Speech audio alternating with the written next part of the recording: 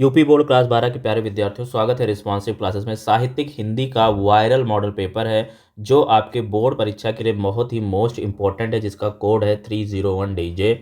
इस पेपर के सभी क्वेश्चंस आपको बोर्ड परीक्षा में देखने को मिल सकते हैं। बच्चों, यहाँ पे ऐसा अनुक्रमांक लिखा होगा, यहाँ अपना नाम लिख देना।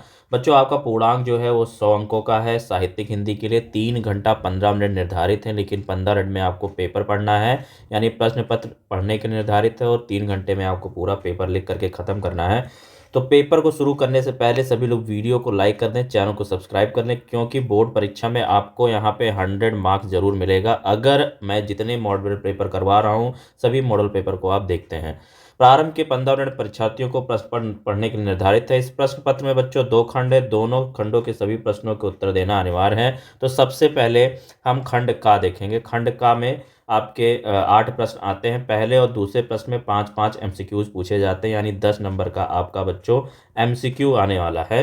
तो सारे के सारे एमसीक्यूज फंसेंगे, इसकी 100% की गारंटी है। तो सभी लोग अपने दोस्तों को इस वीडियो को शेयर कर दें ताकि सभी को इसका लाभ मिल सके। पहला प्रश्न है बच्चों, पहले का है, प्रजा हितैषी नामक समाचार पत्र के संपादक कौन है? प्रजा हितैषी नामक समाचार पत्र के संपादक कौन है? ऑप्शन आपको दिए जा रहे हैं, राजा शिव प्रसाद सितारे हिंद, राम प्रसाद निरंजन, राजा लक्ष्मण सिंह, बाबू नवीन चंद्र राय। तो प्रजा हितैषी नामक समाचार पत्र के संपादक कौन है? राजा लक्ष्मण सिंह है बच्चों। ऑप्शन नंबर तीसरा सही हो जाएगा। इसी बात पे सभी लोग वीडियो को लाइक कर दें। खा वाला प्रश्न है बच्चों, खड़ी बोली की प्रथम रचना है, बहुत इंपॉर्टेंट प्रश्न है। खड़ी बोली की प्रथम रचना, सारे के सारे एमसीक्यूज आपके बोर्ड परीक्षा में फंसेंगे। तो क्या सत्य सही है? प्रेम सागर है, पृथ्वीराज रासो है, गोरा बादल की कथा है। तो खड़ी बोली की प्रथम रचना किसको माना जाता है? गोरा बादल की कथा। ऑप्शन नंबर चौथा आपका सही हो जाएगा। खड़ी बोली की प्रथम रचना कौन है? गोरा बादल की कथा है। गा वाला प्रश्न है बच्चों, खड़ी बोली गद्य का प्रारंभ किस कृति से माना जाता है? बहुत इंपॉर्टेंट प्रश्न है। चंद छंद वर्णन की महिमा, रानी केतकी की कहानी, वर्ण रत्नाकर, 84 वैष्णवन की वार्ता। तो पहले का गा वाला है आपका पहला ऑप्शन सही हो जाएगा। चंद छंद वर्णन की महिमा खड़ी बोली गद्य की प्रारंभ कृति मानी जाती है। घा वाला प्रश्न है बच्चों, गोरा बादल की कथा के लेखक हैं, सदा सुखलाल, जटमल हैं, राजा शिव प्रताप हैं, दौलत राम है। तो गोरा बादल की कथा के लेखक हैं जटमल। दूसरा वाला ऑप्शन आपका सही हो जाएगा। अंगा वाला प्रश्न है बच्चों, रानी केतकी की कहानी के लेखक हैं मुंशी इंसाल्लाह खां, मुंशी सदा सुखलाल, जय शंकर प्रसाद, ये सभी। तो रानी केतकी की कहानी के लेखक कौन है? मुंशी इंसाल्लाह खां।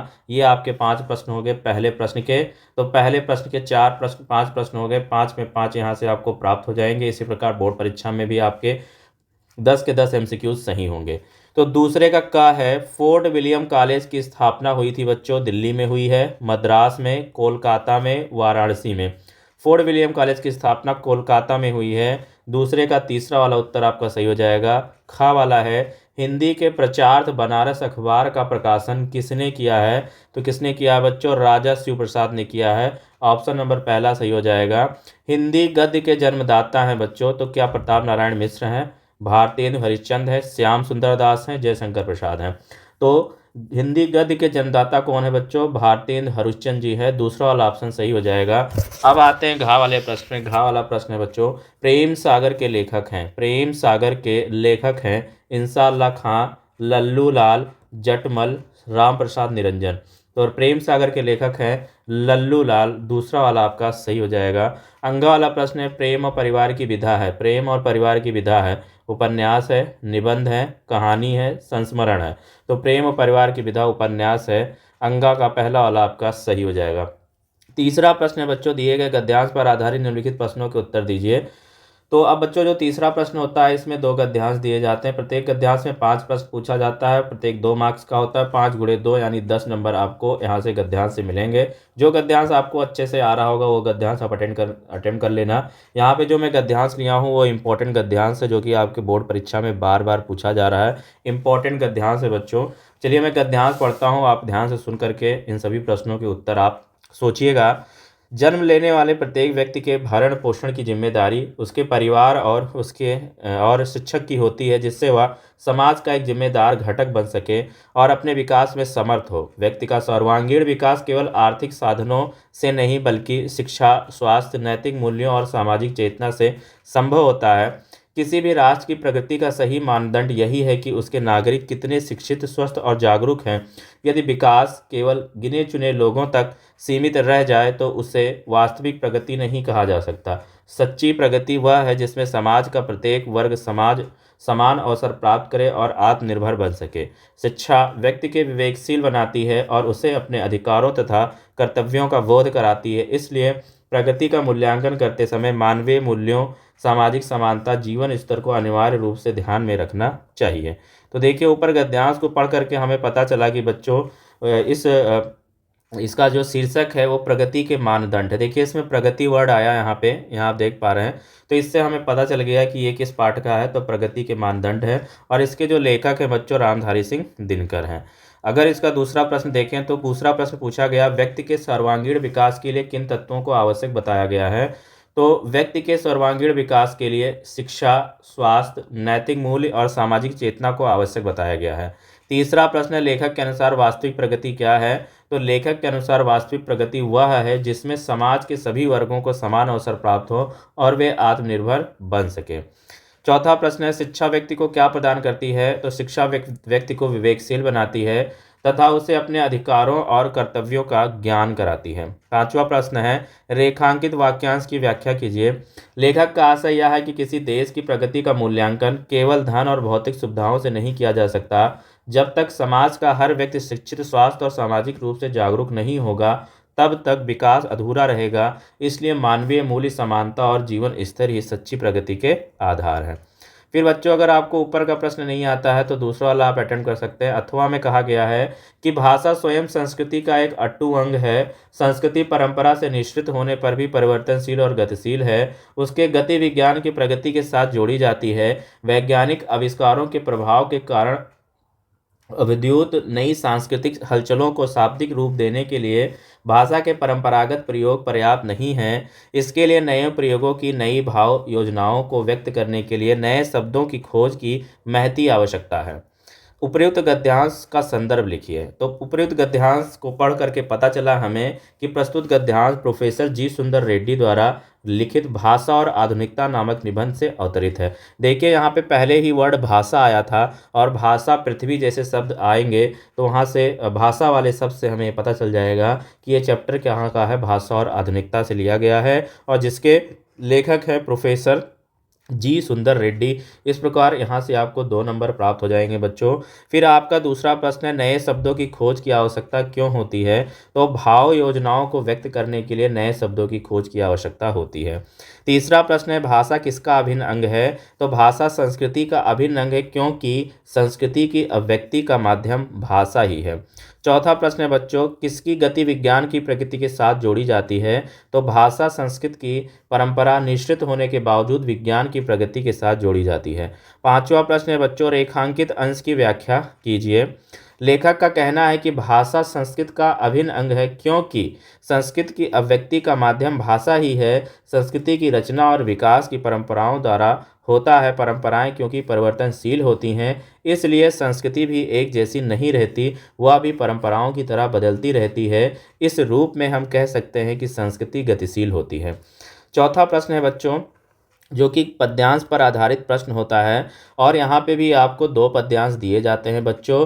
2 पद्यांश में कोई एक पद्यांश आपको करना होगा। प्रत्येक पद्यांश में 5 प्रश्न पूछा जाएगा, 5 गुणे 2 यानी 10 नंबर आपको पद्यांश से मिलेंगे। तो जो पद्यांश आपको अच्छे से आएगा वही आपको अटेम्प्ट करना है। मैं यहाँ पद्यांश लिख रहा हूँ। जो प्रेम माधुरी व्यापक ब्रह्म, समय थल पुराण है। हम वो पहचानती प्रेम से, यही जग की शान है। प्रेम बिना जग शून्य है, जीवन व्यर्थ समान है। प्रेम सी मानो बने, प्रेम से भगवान है। जहाँ दया करुणा बसे वहीं सच्चा ज्ञान है। प्रेम सुधा से सिंचित मन, पावन हर प्राण है। तो इसका उत्तर की बात करें तो यहाँ पे उपयुक्त पद्यांश के शीर्षक और कवि का नाम लिखिए। तो शीर्षक इसका प्रेम माधुरी है और इसके कवि हैं बच्चों भारतेंदु हरिश्चंद्र। फिर है जो रेखांकित अंश की व्याख्या कीजिए। तो यहाँ पे रेखांकित अंश नहीं दे रखा है, इसकी व्याख्या है कि कवि का मानना है कि प्रेम बिना संसार कोई अर्थ नहीं रह जाता। ठीक है, तो प्रेम माधुरी व्यापक ब्रह्म समझ प्रेम पहचानती, प्रेम बिना, यहाँ से प्रेम बिना जग शून्य है जीवन व्यर्थ समान, प्रेम ही मानो बने प्रेम से भगवान, इसको हमें व्याख्यात करना है। तो कवि का आशय है कि प्रेम के बिना संसार का कोई अर्थ नहीं रह जाता। जिस जीवन में प्रेम नहीं होता वह खाली और निरर्थक हो जाता है। प्रेम ही जीवन का सार्थक, मधुरता और उद्देश्य प्रदान करता है। फिर आ जाइए बच्चों, यहाँ पे तीसरा प्रश्न पूछा है कि कवि के अनुसार प्रेम का ब्रह्म से क्या संबंध है। तो कवि के अनुसार प्रेम ही व्यापक ब्रह्म है, अर्थात प्रेम सर्वत्र व्याप्त है और वही सृष्टि का मूल तत्व है। फिर आ जाइए चौथा प्रश्न, कवि ने प्रेम को मानव और भगवान से कैसे जोड़ा है। तो कवि ने कहा है कि प्रेम से ही मनुष्य श्रेष्ठ बनता है और प्रेम के माध्यम से ही ईश्वर की अनुभूति होती है। फिर पांचवा प्रश्न है बच्चों, प्रेम माधुरी व्यापक ब्रह्म में कौन सा अलंकार है। तो प्रेम रूपक अलंकार है, क्योंकि प्रेम को सीधे ब्रह्म के रूप में प्रस्तुत किया गया है। अब बच्चों, अगर आपको ये वाला नहीं आ रहा था तो आप दूसरा वाला अटेंड कर सकते हैं, जो आपको अच्छे से आएगा वही आपको अटेंड करना है, एक ही करना है, एक गद्यांश एक पद्यांश। फिर यहाँ पे बच्चों है कि कहते आते थे यही अभी नरदेही, माता न कुमाता पुत्र कुपुत्र भले ही, अब कहें सभी ये हाय विरुद्ध विधाता। तो ये पूरा पद्यांश पढ़ लीजिए। उपयुक्त पद्यांश के शीर्षक और कवि का नाम बताइए। तो प्रस्तुत पद्यांश श्री मैथिली शरण गुप्त द्वारा रचित साकेत महाकाव्य से हमारी पाठ्य पुस्तक काव्यांजलि में संकलित कैकेयी का अनुताप शीर्षक से काव्यांश से ये अवतरित है। रेखांकित अंश की व्याख्या करना है हमें। तो क्या है इसकी व्याख्या। रेखांकित अंश की व्याख्या में कैकेयी श्री राम से कहती है कि आज तक मनुष्य, ये यहाँ से आएगा, यहाँ से जो है, अब कहें सभी ये हाय विरुद्ध विधाता, हे पुत्र पुत्र ही रहे कुमाता माता, बस मैं इनका हाय मात्र ही देखा। ये यहाँ से यहाँ तक इसको व्याख्या करना है, यहाँ से यहाँ तक, यानी ऊपर की जो 1 2 3 और 4 लाइन है इसको व्याख्यात करना है। तो रेखांकित अंश की व्याख्या क्या है। रेखांकित अंश की व्याख्या में कैकेयी श्री राम से कहती हैं कि आज तक मनुष्य ही कहते आए थे कि पुत्र कितना ही दुष्ट क्यों ना हो, परंतु माता उसके प्रति कभी दुर्भाव नहीं रखती है। अब तो मेरे चरित्र के कारण लोगों का इस उक्ति पर से विश्वास हट जाएगा और संसार के लोग यही कहा करेंगे कि माता दृष्टापूर्ण व्यवहार कर सकती, परंतु पुत्र कभी कुपुत्र नहीं हो सकता है। तीसरा प्रश्न है बच्चों, पद्यांश के अनुसार आज तक लोग क्या कहते आए हैं। तो पद्यांश के अनुसार आज तक लोग यही कहते आए हैं कि पुत्र कुपुत्र हो सकता है, पर माता कुमाता नहीं हो सकती है। चौथा प्रश्न है बच्चों कि किसने प्रायश्चित किया है कि मैंने पुत्र का कोमल शरीर ही देखा, उसका दृढ़ हृदय नहीं देखा है। तो कैकेयी ने प्रायश्चित किया है कि मैंने पुत्र का कोमल शरीर ही देखा है, उसका दृढ़ हृदय नहीं देखा है। फिर पांचवा प्रश्न जो आता है बच्चों, एक लेखक का साहित्यिक परिचय देते हैं, उनकी कृतियों का उल्लेख आता है 5 नंबर के लिए में, और एक किसी कवि का आता है। तो मैं जो आपको 3 लेखक दे रहा हूँ, इन तीनों लेखक का आपको याद करना है। वासुदेव शरण अग्रवाल, डॉक्टर हजारी प्रसाद द्विवेदी और प्रोफेसर जी सुंदर रेड्डी में से किसी एक का तैयार कर लीजिए, आपको परीक्षा में फंस जाएगा। हजारी प्रसाद द्विवेदी हिंदी साहित्य के प्रमुख निबंधकार आलोचक, यहाँ पे मैंने हजारी प्रसाद द्विवेदी का लिया है, मैं यहाँ पढ़ दे रहा हूँ, आप ध्यान से इसको देख लेंगे। हजारी प्रसाद द्विवेदी हिंदी साहित्य के प्रमुख निबंधकार, आलोचक, उपन्यासकार तथा विद्वान लेखक थे। उनका जन्म 19 अगस्त से 1907 को बलिया में हुआ था। वे गुरुदेव रविन्द्रनाथ टैगोर से अत्यंत प्रभावित थे और शांति निकेतन से उनका गहरा संबंध रहा है। द्विवेदी जी का निधन 19 मई 1979 को हुआ। हजारी प्रसाद द्विवेदी जी ने हिंदी साहित्य को एक नई बौद्धिक दिशा प्रदान की। उनके लेखन में भारतीय संस्कृति, मानवतावाद, इतिहास बोध और लोक जीवन की गहरी समझ दिखाई देती है।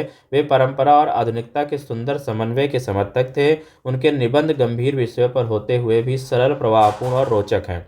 उनकी भाषा संस्कृत निष्ठ होते हुए भी भावपूर्ण और प्रभावशाली है। वे साहित्य और मानव जीवन से जोड़कर देखने वाले चिंतक थे। उनका साहित्य भारतीय सांस्कृतिक चेतना का सशक्त दस्तावेज माना जाता है।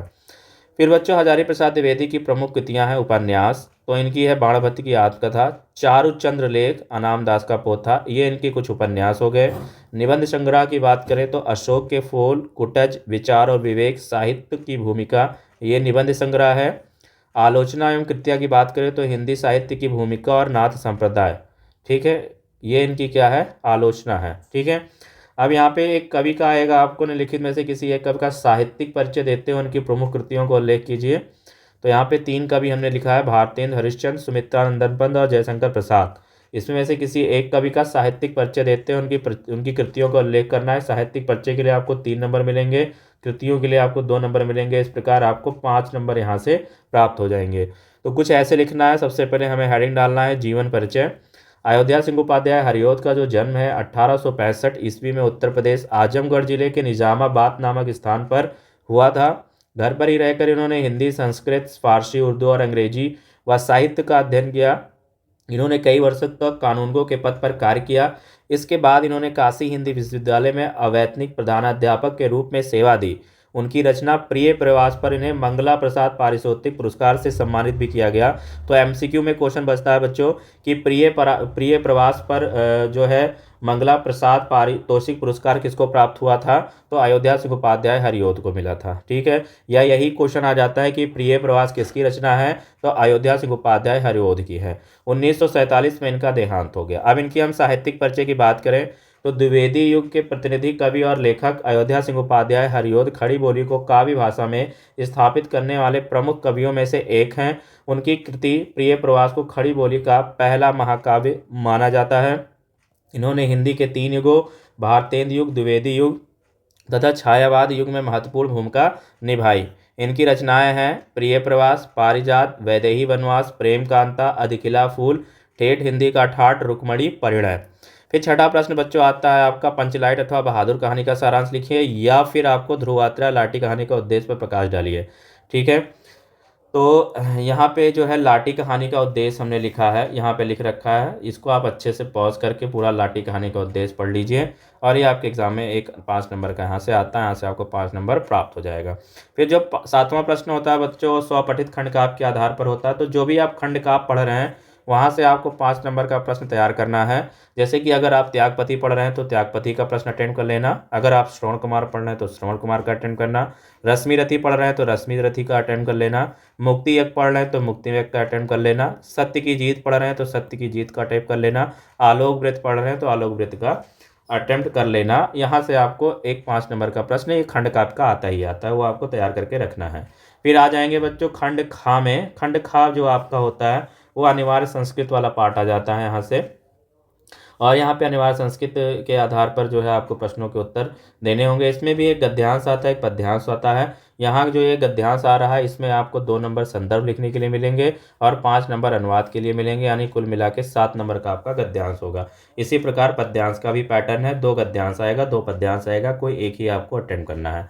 जैसे यहाँ पे पहला गद्यांश जो है इंपॉर्टेंट गद्यांश लिया गया है, आपको बोर्ड परीक्षा में भी ये दिख सकता है।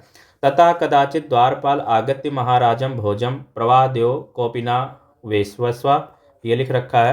तो प्रस्तुत गद्यांश हमें पढ़ करके पता चला कि जो प्रस्तुत गद्यांश हमारी पाठ्य पुस्तक संस्कृत के भोजस्योदार्यम नामक पाठ से यह उद्धृत है, जिसका अनुवाद यहाँ पे लिखा है कि तत्पश्चात द्वारपाल ने आकर महाराजा भोज से कहा, देव द्वार पर ऐसा विद्वान खड़ा है जिसके तन पर केवल लंगूटी ही शेष है।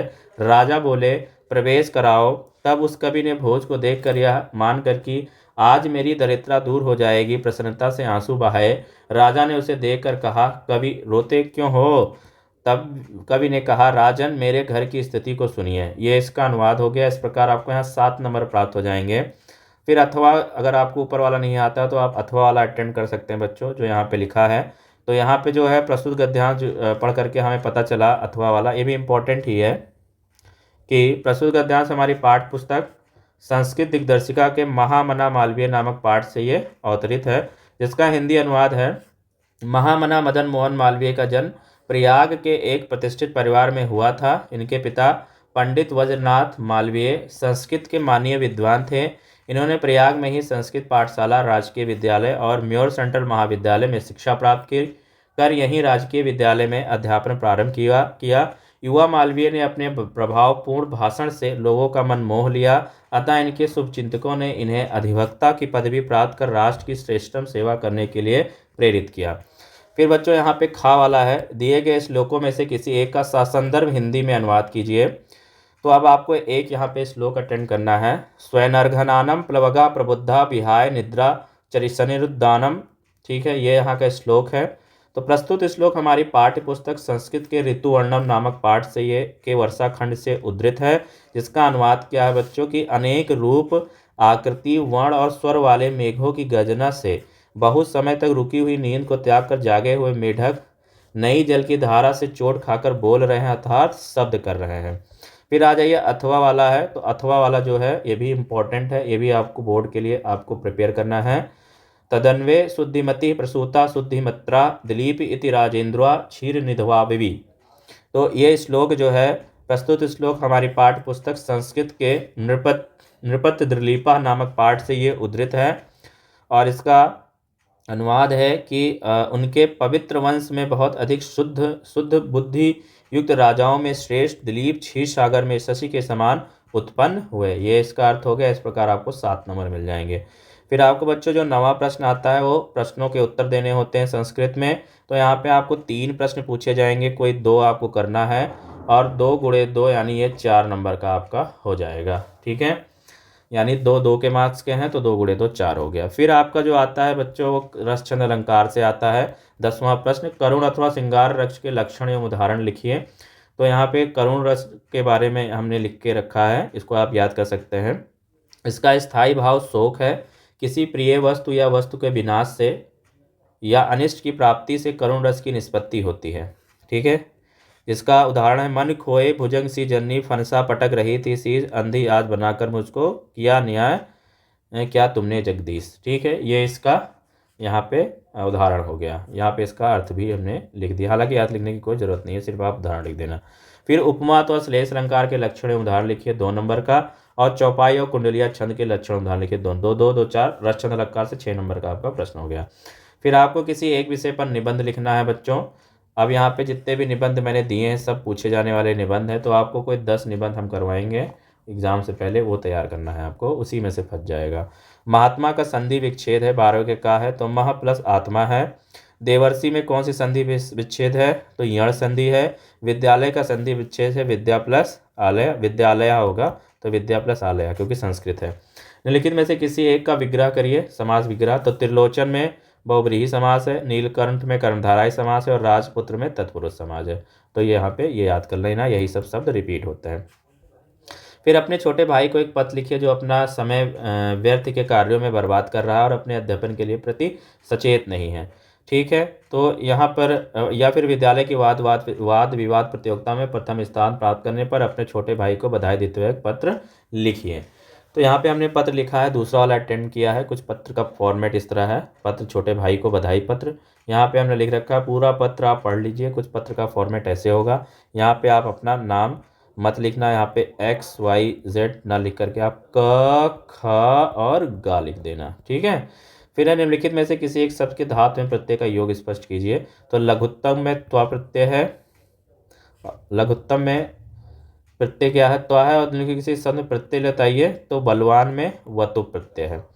इसमें से आपको एक करना है, तो ग्रामम अभिता में द्वितीय विभक्ति है। तो इस प्रकार ये आपका पूरा पेपर खत्म होता है।